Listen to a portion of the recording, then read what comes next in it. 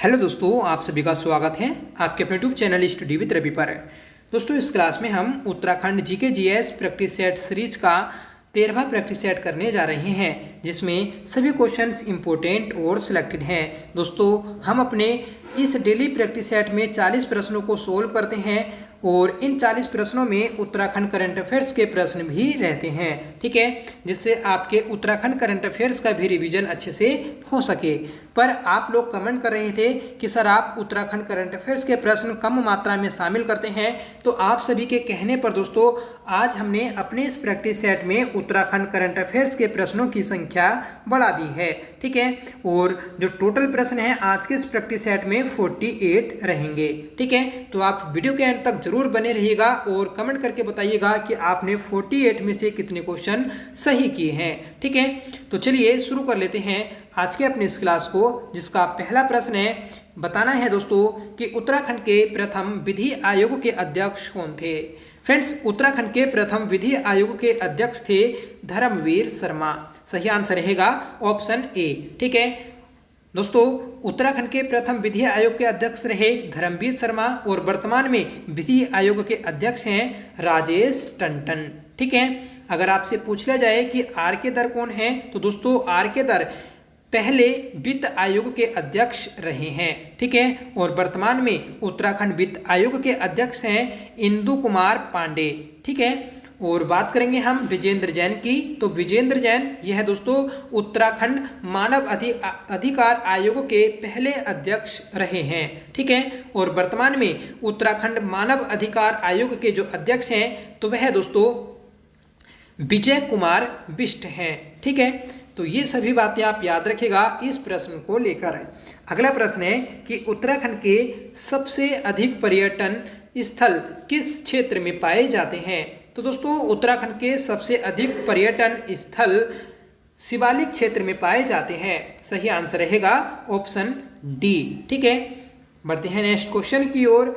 बताना है कि उत्तराखंड की किस नदी का प्राचीन नाम बिपाशा था।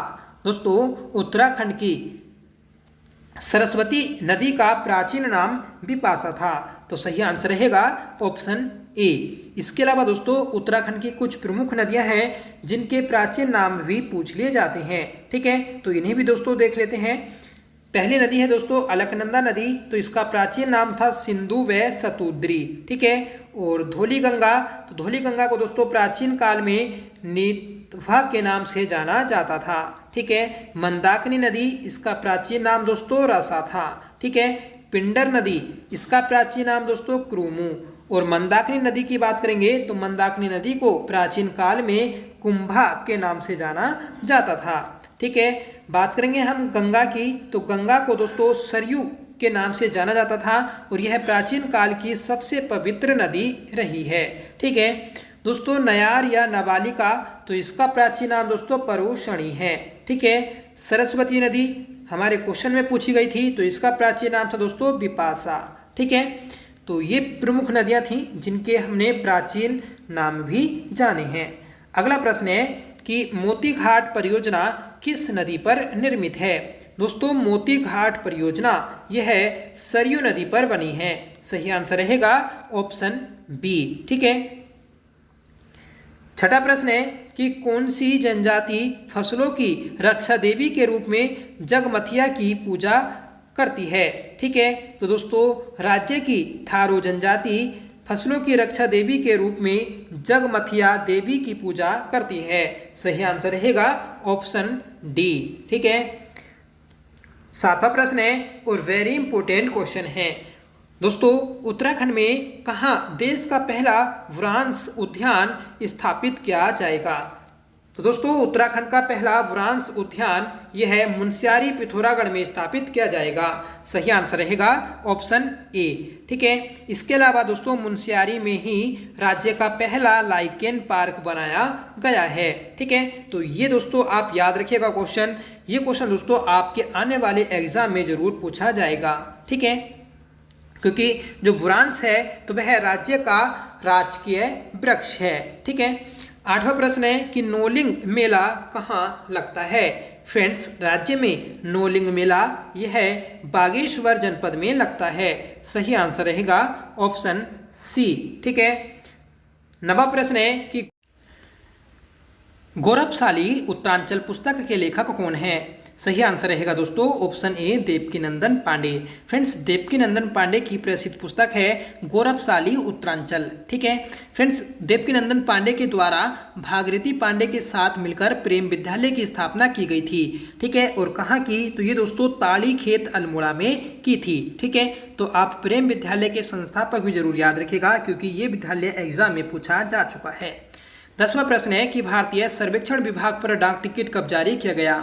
फ्रेंड्स, भारतीय सर्वेक्षण विभाग इसकी स्थापना 1767 में हुई थी। ठीक है, और इसकी स्थापना के 200 वर्ष पूरे होने के कारण ही दोस्तों इस पर 1967 में डाक टिकट जारी किया गया था। ठीक है, तो आप ये जरूर याद रखिएगा, ये भी महत्वपूर्ण है। ठीक है, अब देखिए इसका मुख्यालय शुरू में बंगाल में था क्योंकि इसकी स्थापना जो हुई थी तो वह बंगाल में हुई थी, पर द्वितीय विश्व युद्ध के प्रभाव के कारण इसका मुख्यालय 1942 में देहरादून स्थानांतरित कर दिया गया था।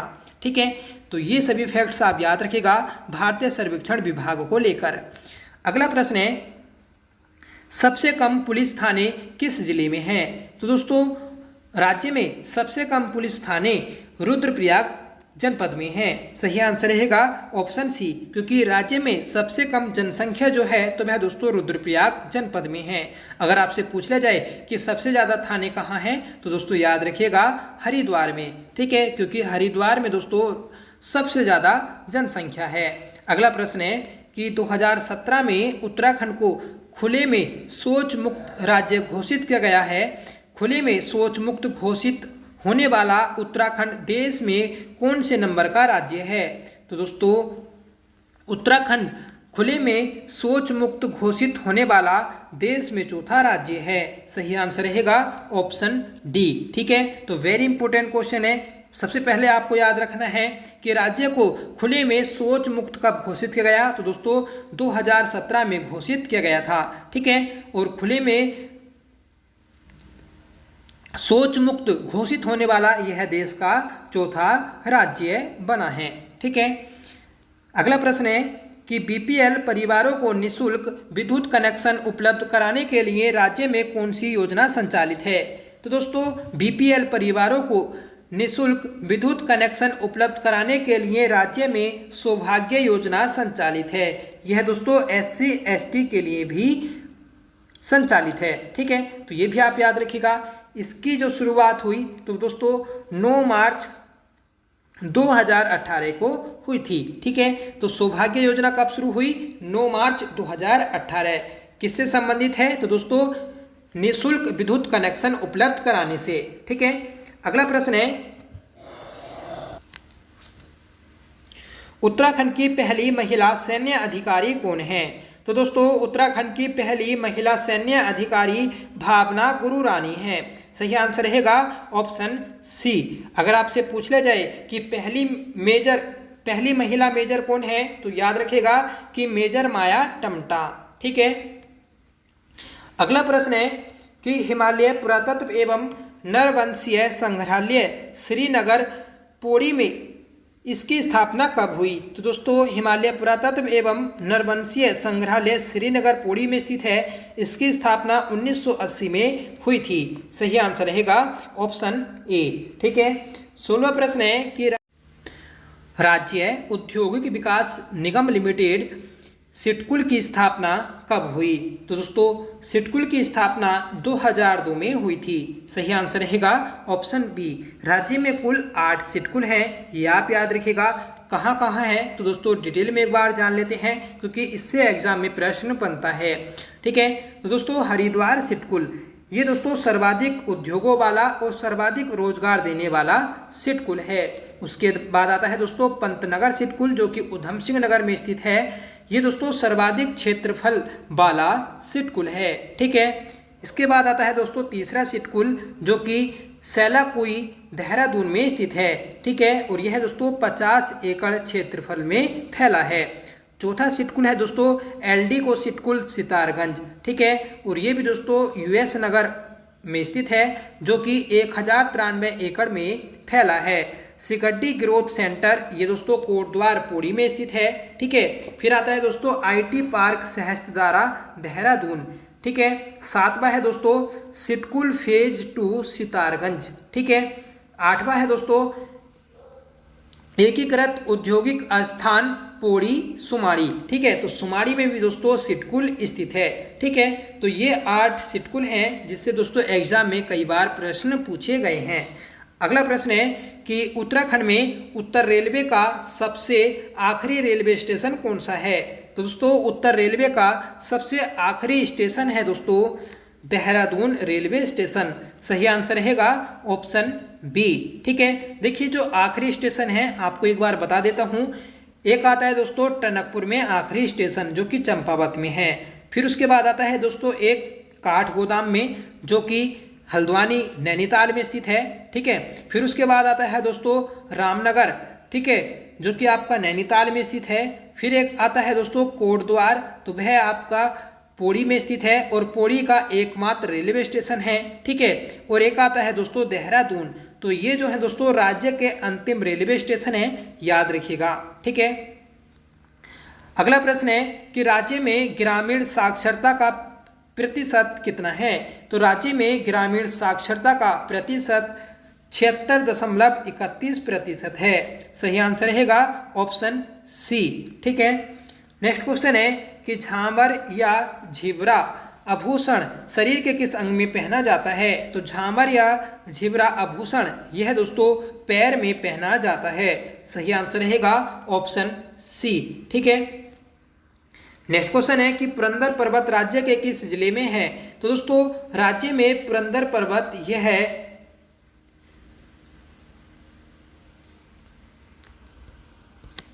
रुद्रप्रयाग जनपद में स्थित है। सही आंसर रहेगा ऑप्शन डी। ठीक है, 21वां प्रश्न है कि किस खेती में आड़ी जुताई की जाती है। तो दोस्तों आड़ी जुताई सीढ़ीदार खेतों में की जाती है। सही आंसर रहेगा ऑप्शन बी। ठीक है, अगला प्रश्न है कि राज्य में किस स्थान पर नागों की राजधानी थी। तो दोस्तों नागों की राजधानी गंगाद्वार में थी। सही आंसर रहेगा ऑप्शन ए। ठीक है, 23वां प्रश्न है कि कत्यूरी काल में गिरी या प्रवेश द्वारों की रक्षा के लिए नियुक्त पदाधिकारी को क्या कहते थे। तो दोस्तों कत्यूरी काल में गिरी या प्रवेश द्वारों की रक्षा करने के लिए घटपाल को नियुक्त किया जाता था। सही आंसर रहेगा ऑप्शन ए। ठीक है, 24वां प्रश्न है फ्रेंड्स, किस चंद राजा द्वारा फौजी खर्च को कम किया गया। तो दोस्तों वह था सुधाचंद। ठीक है, जिसने फौजी खर्च को कम किया था। ठीक है, जो इसकी फौज थी, जो इसकी सेना थी, तो उसके खर्चों को कम किया था, याद रखिएगा। अगला प्रश्न है कि चंदकाल में एक ज्यूला की माप कितनी होती थी। फ्रेंड्स चंदकाल में एक ज्यूला की माप 10 क्विंटल होती थी। सही आंसर रहेगा ऑप्शन बी। फ्रेंड्स ज्यूला पैमाइश पर आधारित जो भूमि बंदोबस्त कराया था तो वह प्रताप शाह के द्वारा कराया गया था। कब कराया गया। तो यह दोस्तों 1873 में करवाया था। ठीक है, तो यह आप याद रखिएगा, यह महत्वपूर्ण है। ठीक है, प्रताप शाह टिहरी रियासत का तीसरा राजा था। ठीक है, नेक्स्ट क्वेश्चन है कि पवार वंश के किस राजा का वर्णन अकबरनामा में मिलता है। तो पवार शासक था दोस्तों बलभद्र शाह, जिसका वर्णन अकबरनामा में भी मिलता है। ठीक है, अगला प्रश्न है कि किस पवार राजा को उसके विश्वास पत्र धनीराम द्वारा धोखा दिया गया। तो दोस्तों वह था जयकृत शाह। ठीक है, तो जयकृत शाह का एक अधिकारी था धनीराम, जिसने दोस्तों इसे धोखा दिया था। ठीक है, अगला प्रश्न है हमारा कि किस युद्ध में हस्तिदल चौतरिया द्वारा कैप्टन हियरसे को बंदी बनाया गया। तो सही आंसर रहेगा दोस्तों ऑप्शन डी, दिगाली चोड़ का युद्ध। ठीक है, तो दिगाली चोड़ का युद्ध था जिसमें दोस्तों हस्तिदल चौतरिया द्वारा कैप्टन हियरसे को बंदी बनाया गया था। 29वां प्रश्न है कि लूसिंगटन के कार्यकाल में बागेश्वर में गोमती नदी पर पुल का निर्माण कब किया गया। फ्रेंड्स लूसिंगटन के द्वारा बागेश्वर में गोमती नदी पर पुल का निर्माण 1848 में किया गया था। सही आंसर रहेगा ऑप्शन ए। ठीक है, अगला प्रश्न है हमारा कि किसे गढ़ केसरी की उपाधि से विभूषित किया गया। फ्रेंड्स, गढ़ केसरी के नाम से अनुसुईया प्रसाद बहुगुणा को जाना जाता है। सही आंसर रहेगा ऑप्शन बी। ठीक है, गढ़ केसरी या गढ़वाल केसरी। ठीक है, नेक्स्ट क्वेश्चन है कि एरोमा पार्क नीति उत्तराखंड में कब चलाई गई। फ्रेंड्स, उत्तराखंड में एरोमा पार्क नीति यह 2018 में शुरू की गई थी। ठीक है, अगर आपसे पूछा जाए कि राज्य में एरोमा पार्क कहाँ स्थित है तो दोस्तों महुआ खेड़ागंज उधम सिंह नगर में स्थित है। ठीक है, अगला प्रश्न है कि राज्य में स्टेट डाटा सेंटर की स्थापना कहाँ की गई। राज्य में डाटा सेंटर की स्थापना देहरादून में की गई थी। सही आंसर रहेगा ऑप्शन बी। अगला प्रश्न है कि नारायण दत्त तिवारी एक जीवनी किसकी रचना है। तो दोस्तों महत्वपूर्ण पुस्तक है, महत्वपूर्ण रचना है, याद रखिएगा कि नारायण दत्त तिवारी एक जीवनी ये दोस्तों दुर्गा प्रसाद नोटियाल की रचना है। सही आंसर रहेगा ऑप्शन ए। विद्यासागर नोटियाल, इन्हें दोस्तों उत्तराखंड का या पहाड़ का प्रेमचंद्र बोला जाता है। ठीक है, मुंशी प्रेमचंद्र। ठीक है, तो याद रखिएगा, आपसे क्वेश्चन बनेगा कि उत्तराखंड का प्रेमचंद्र किसे कहते हैं। तो दोस्तों विद्यासागर नोटियाल को कहते हैं। ठीक है, ललिता प्रसाद नेथानी ये दोस्तों राज्य के महाधिवक्ता रहे हैं। ठीक है, अगला प्रश्न है कि उमंग आयाम व युगमंच कला संस्थान राज्य में कहाँ है। तो यह दोस्तों नैनीताल में स्थित है। सही आंसर रहेगा ऑप्शन डी। उमंग आयाम व युगमंच कला संस्थान यह नैनीताल में स्थित है। अगला प्रश्न है कि ऑल वेदर रोड की लंबाई कितनी है। फ्रेंड्स, ऑल वेदर रोड की लंबाई 889 किलोमीटर है। सही आंसर रहेगा ऑप्शन ए। 37वां प्रश्न है कि कुष्मांडा देवी का मंदिर कहाँ है। कुष्मांडा देवी का मंदिर यह है दोस्तों रुद्रप्रयाग जनपद में स्थित है। सही आंसर रहेगा ऑप्शन सी। अगला प्रश्न है भाटकोट का किला राज्य में कहाँ है। फ्रेंड्स, भाटकोट का किला यह पिथौरागढ़ जनपद में स्थित है। सही आंसर रहेगा ऑप्शन बी। ठीक है फ्रेंड्स, भाटकोट के अलावा पिथौरागढ़ में सीमलगढ़ का किला, उदयकोट, डूंगरकोट आदि स्थित हैं। ठीक है, एक बार दोस्तों इसके प्रमुख गढ़ों को जान लेते हैं। ठीक है, तो देखिए पिथौरागढ़ में खस राजवंश ने शासन किया था। ठीक है, और खसों के द्वारा ही पिथौरागढ़ में किले या कोट निर्माण का श्रेय जाता है। ठीक है, और उदयकोट, भाटकोट, डूंगरकोट यह आपके पिथौरागढ़ जनपद में ही स्थित है। खसों के बाद दोस्तों पिथौरागढ़ में मल्ल वंश का शासन हुआ था, ये आप याद रखिएगा। ठीक है, पिथौरागढ़ की स्थापना का जो श्रेय जाता है तो वह दोस्तों पिथौरा या प्रीतम शाही को जाता है। ठीक है, और प्रीतम शाही के पिता पत्नी थी दोस्तों जिया रानी। ठीक है, तो जिया रानी खैरागढ़ के कत्यूरी सम्राट प्रीतम देव की छोटी रानी थी, जिसे जागरों में पिथौरा शाही कहा गया है। ठीक है फ्रेंड्स, एटकिंसन के अनुसार पिथौरागढ़ की स्थापना चंद राजाओं के सीमांत पीरू गोसाई के द्वारा की गई थी। तो आप ये भी याद रखिएगा कि एटकिंसन के अनुसार पिथौरागढ़ की स्थापना किसने की, तो दोस्तों पीरू गोसाई के द्वारा की गई थी। ठीक है, अगला प्रश्न है, और हाँ देखिए पिथौरागढ़ में ही सीमलगढ़ का दुर्ग स्थित है, अभी आपको बताया, जिसे गोरखाओं के द्वारा बनवाया गया था और अंग्रेजों ने इसका नाम बाद में परिवर्तित कर दिया और नया नाम इसका लंदन फोर्ट रखा गया था। ठीक है, तो ये सभी दोस्तों आप याद रखिएगा, महत्वपूर्ण जानकारी थी। ठीक है, अगला प्रश्न है कि गुदिया खाटल किसका प्राचीन नाम है। तो गुदिया खाटल ये दोस्तों त्यूणी का प्राचीन नाम है। सही आंसर रहेगा ऑप्शन ए। ठीक है,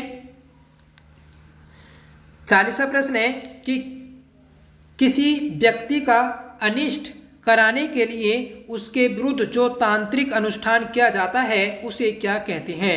तो उसे दोस्तों राज्य में उखल भेद कहते हैं। ठीक है, तो उखल भेद क्या होता है, तो यह दोस्तों किसी व्यक्ति का अनिष्ट करने के लिए उसके विरुद्ध जो तांत्रिक अनुष्ठान किया जाता है उसे कहते हैं। ठीक है, एक तरह से हम कह सकते हैं जादू टोना। ठीक है, अगला प्रश्न है दोस्तों, त्रातार या मुक्तिदाता की उपाधि किस राजा के शासकों ने धारण की? दोस्तों त्रातार या मुक्तिदाता की उपाधि जो धारण की थी तो वह शक राजाओं के द्वारा धारण की गई थी। सही आंसर रहेगा option A.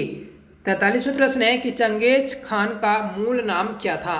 Friends, Genghis Khan जो कि मंगोलिया का शासक था, इसका मूल नाम दोस्तों तैमूचिन था। सही आंसर रहेगा ऑप्शन सी।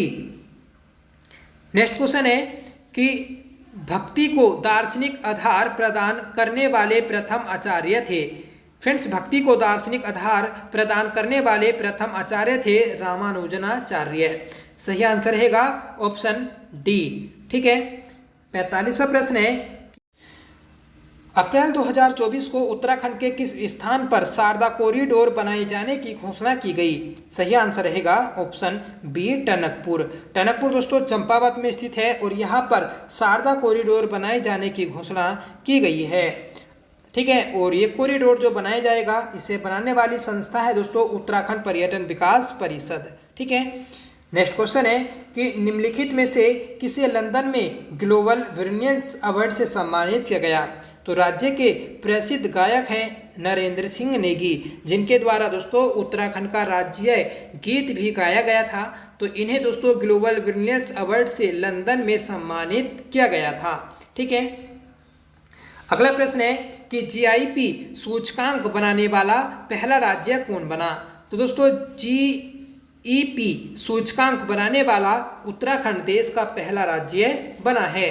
सही आंसर रहेगा ऑप्शन ए। ठीक है, अब देखिए ये क्या होता है, तो उत्तराखंड सकल पर्यावरण उत्पाद सूचकांक, तो ये है दोस्तों जीईपी की फुल फॉर्म। ठीक है, जीईपी, तो इसकी फुल फॉर्म क्या रही? सकल पर्यावरण उत्पाद सूचकांक। ठीक है, तो इसे तैयार करने वाला देश का पहला राज्य बन गया उत्तराखंड। फ्रेंड्स, इससे पर्यावरणीय सेवाओं के बदले केंद्र से ग्रीन बोनस समेत अन्य आर्थिक मदद लेने में मदद मिलेगी। ठीक है, तो सीधा सा आप याद रखिएगा कि इसका संबंध जो है तो वह दोस्तों पर्यावरण से है।